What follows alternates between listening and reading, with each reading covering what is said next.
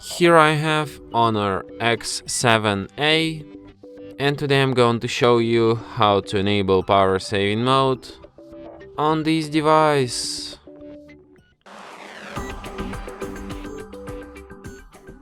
So to do this, firstly you have to go to the settings, then go to the battery section, and then to the just enable power saving mode.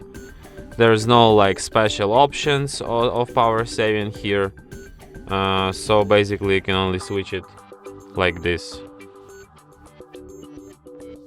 So yeah, and that's it. Thanks for watching. If you find this tutorial useful, don't forget to hit that like button and subscribe to our channel.